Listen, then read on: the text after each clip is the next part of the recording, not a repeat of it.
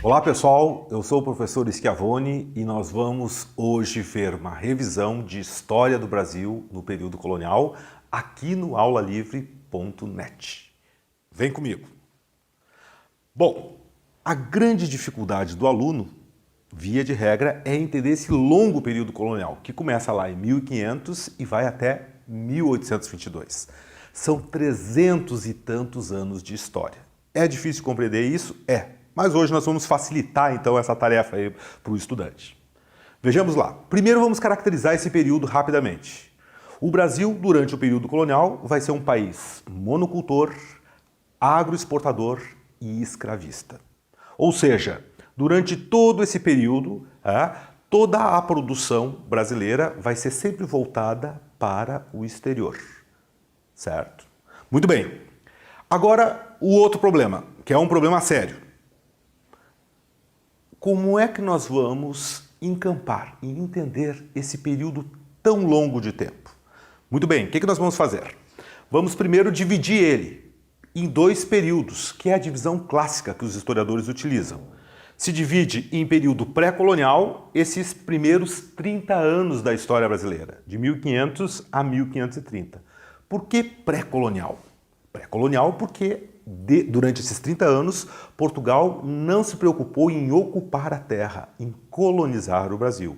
Isso vai ocorrer a partir de 1530.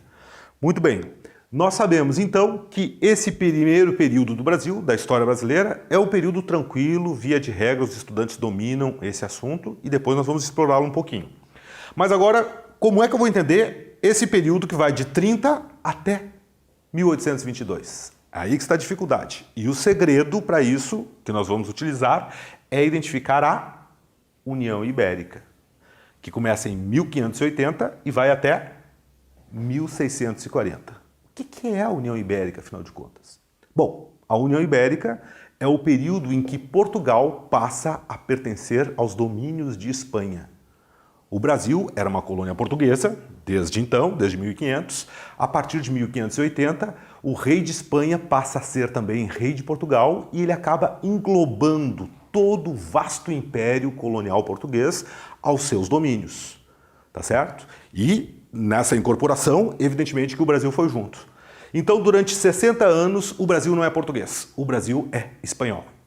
O fato é que nós vamos encontrar uma colônia antes da dominação espanhola e uma colônia que vai ser bastante diferente depois de 1640, depois da restauração portuguesa. Ou seja, quando os portugueses retomam de novo o poder lá em Portugal.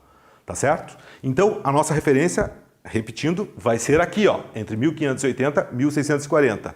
Uma colônia antes, que estabelece uma relação com Portugal antes disso, e uma colônia que estabelece uma relação com a sua metrópole, Portugal, depois disso. Bom, século XVI e século XVII é o século do açúcar aqui no Brasil. Século XVIII é o século do ouro.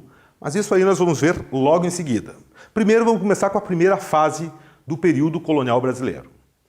A primeira fase que eu chamei anteriormente de período pré-colonial é a época em que vai se dar a exploração do pau-brasil. Isso aí todo mundo sabe, certo? Durante os primeiros 30 anos, os portugueses procuraram alguma riqueza aqui no Brasil. Normalmente essa riqueza, pressupunham eles, deveria ser metais preciosos, ouro, prata, diamantes. Não encontraram isso. A única riqueza que encontraram foi o pau-brasil.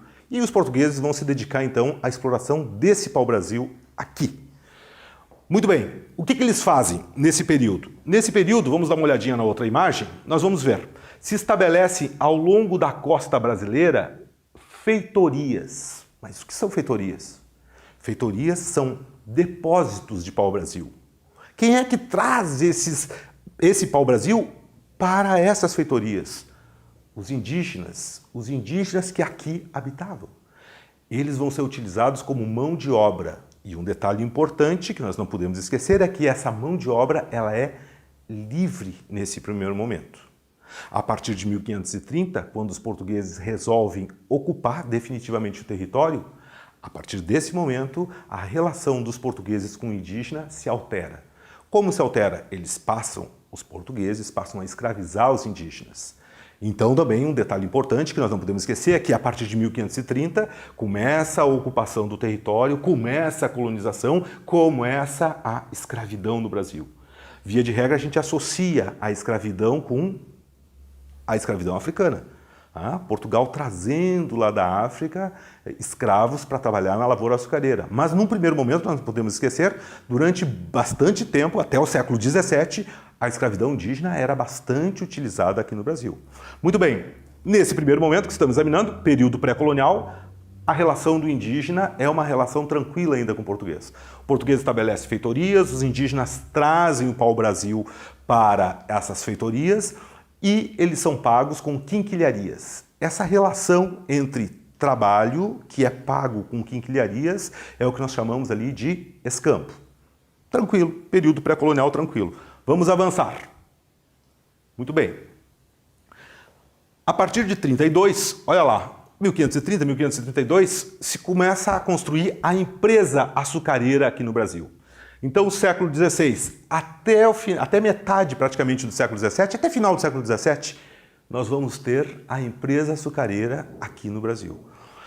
A relação que Portugal vai estabelecer com essa colonização vai ser uma relação bastante complexa. Nós chamamos hoje isso de terceirização. Como assim? Como é que funciona essa terceirização? Pensemos nós. A coroa portuguesa queria colonizar o Brasil, mas não queria investir grandes fortunas. O que ela faz? Ela passa para terceiros essa iniciativa. Todos os gastos com a colonização, quem vai realizar são terceiros. Para isso, ela busca um parceiro. Quem é esse parceiro português? Os holandeses. Então, durante o período do domínio do açúcar, o grande parceiro português são os holandeses. Muito bem. Como é que se constitui essa forma de exploração da colônia durante esse período? Portugal resolve constituir aqui no Brasil, adotar aqui no Brasil o sistema de plantation, é a plantation açucareira.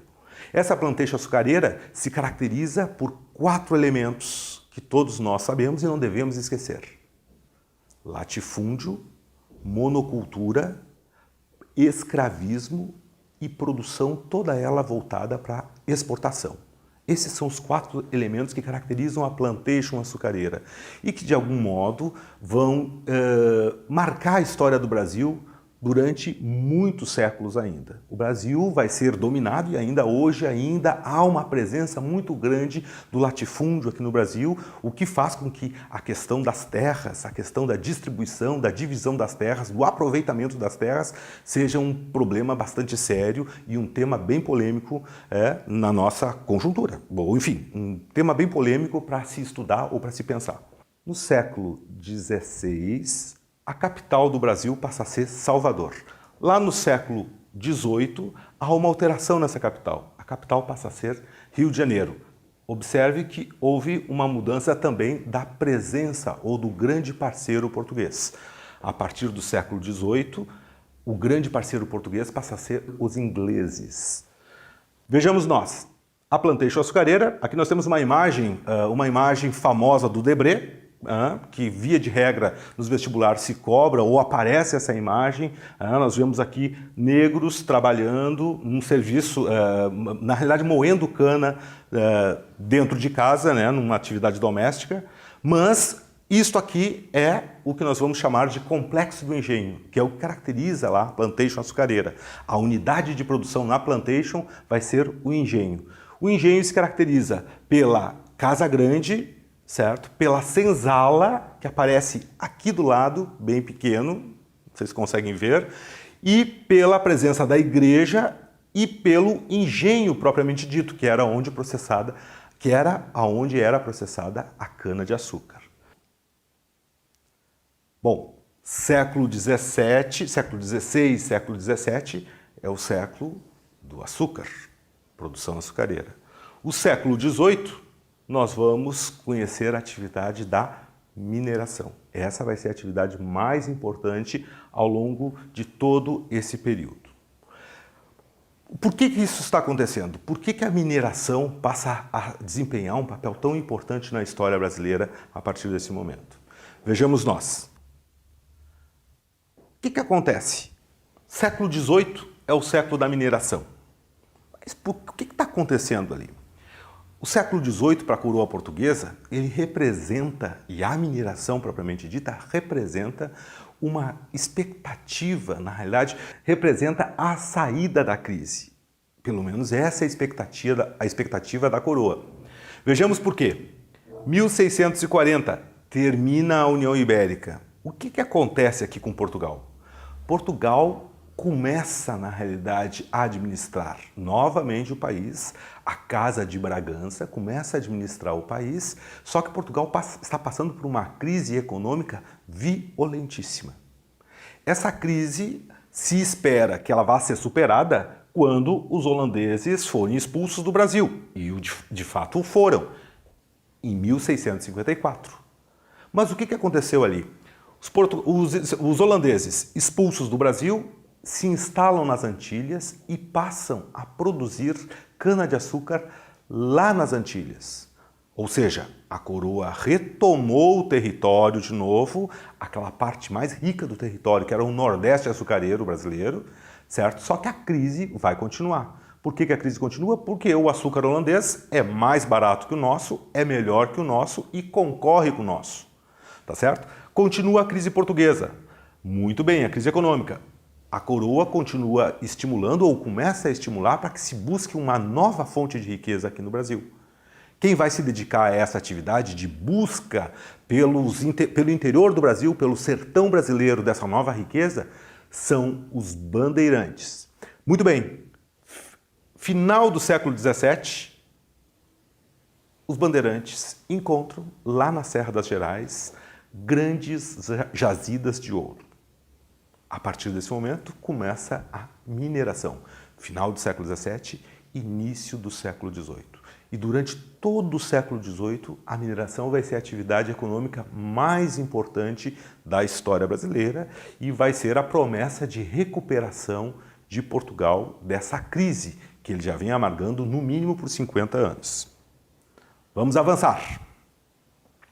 A mineração no século XVIII vai ser importante para Portugal por vários motivos, porque é a promessa de salvação da crise, mas também pelo fato de que Portugal pretende retomar as antigas glórias, o antigo período, a antiga fase de esplendor que ele conheceu na época do açúcar. Só que isso não acontece.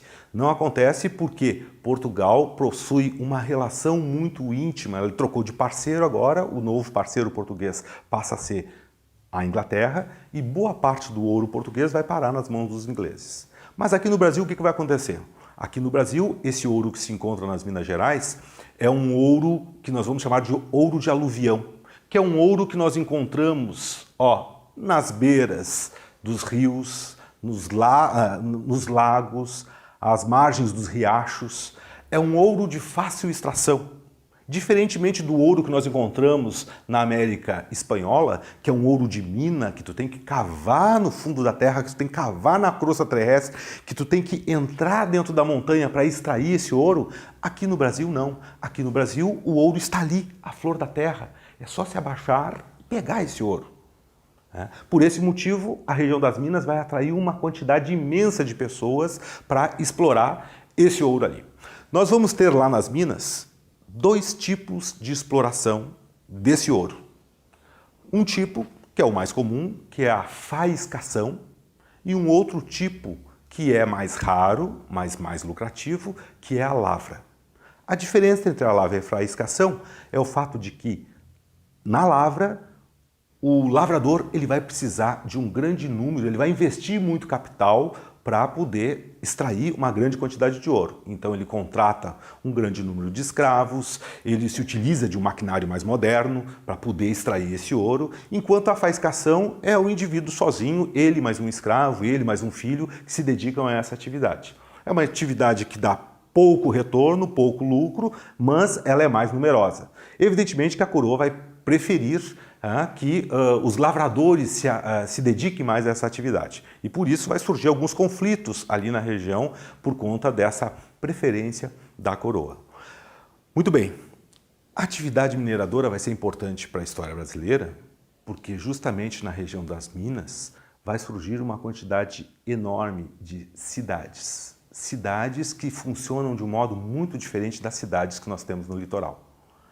As cidades mineiras, as cidades interioranas, são cidades que não param nunca, são cidades que estão funcionando permanentemente. Diferente das cidades litorâneas, nas cidades litorâneas elas têm uma atividade mais intensa durante o período da safra ou quando ocorre alguma festa religiosa. Enquanto que lá na mineração, as pessoas dormem, se alimentam na cidade, comercializam produtos na cidade. É uma cidade que não para nunca, uma cidade que está sempre funcionando. Muito diferente das cidades marasmáticas, daquelas cidades paradas, estagnadas que nós encontramos lá no litoral. Essa vai ser uma das consequências importantes da mineração, a urbanização do interior do Brasil. Uma outra consequência importante é o fato de que nessas cidades vão surgir lá as classes médias. Vai surgir um grupo, uma camada média de pessoas que se dedicam à atividade justamente comercial, de pessoas que têm um poder de compra diferente daquilo que a gente encontra lá na região do açúcar. Isso vai, evidentemente, trazer problemas mais adiante para a coroa. Por quê? Nós temos ali um mercado interno, que é essa classe média consumindo esses produtos que vêm de outras regiões. Nós temos ali um aglomerado imenso de pessoas. Evidentemente que esse mercado interno, que essa integração econômica que está ocorrendo no Brasil, ou seja, outras regiões da colônia enviando produtos para as minas, para suprir as necessidades de consumo desses moradores das minas. Isso vai fazer com que, em seguida, surjam aqui no Brasil ideias de independência, ideias de rompimento. Não é por acaso que o primeiro movimento de emancipação no Brasil vai ocorrer lá na região das Minas, tá certo? Que é a Conjura Mineira, em 1789.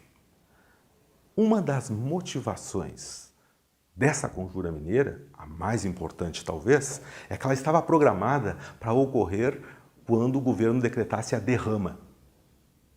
O que era a derrama? A derrama era um imposto? Não, a derrama não era um imposto. A derrama era a cobrança forçada de impostos atrasados. Isso era a derrama.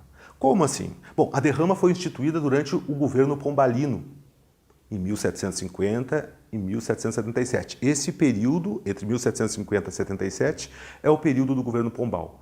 Ele criou uma espécie de imposto misto. Dentro desse imposto misto estava previsto lá a cobrança da derrama, ou seja, a colônia deveria mandar 100 arrobas anuais de ouro todos os anos para a metrópole. 100 arroba daria mais ou menos uns 1.500 quilos de ouro, 1,5 toneladas de ouro, todos os anos. O fato é que a mineração entra em declínio a partir justamente da segunda metade do século XVIII. A partir de 1760, 1770, o ouro começa a escassear nas minas. E por conta disso, nós não conseguimos enviar os 1.500 quilos para Portugal. Várias vezes a coroa ameaça decretar a derrama, mas volta atrás, porque ela se dá conta, ela percebe que está ocorrendo aqui no Brasil uma agitação, um burburinho muito grande. Pois em 1789 está programada a ocorrência de uma nova derrama. Pois é justamente por conta desse contexto turbulento, desse burburinho, que se organiza uma conspiração, que nós vamos chamar de Conjura Mineira, para aproveitar esse momento em que a coroa vai decretar a derrama e aí então nós realizarmos o rompimento com a coroa portuguesa. Só que o movimento é descoberto antes, sabemos disso, todos os conjurados vão ser julgados, um deles vai ser morto, enforcado e depois esquartejados, que é o Tiradentes, e a gente sabe, como terminou o movimento, ou seja, ele fracassou. De qualquer modo, 9 anos depois, 1798, vai eclodir uma outra conjura, uma outra conspiração, mais radical que a mineira. E aí depois vocês deem uma olhadinha rapidamente nisso, que é a Conjura dos Alfaiates, lá na Bahia. A coroa vai ficar muito assustada com essa quantidade de conspirações emancipacionistas que estão ocorrendo aqui no Brasil. E ela vai começar a pensar sobre o que fazer com a colônia a partir desse momento. Alguns na corte já falam em transferir uma parte da administração portuguesa aqui para o Brasil. Isso no século XVIII.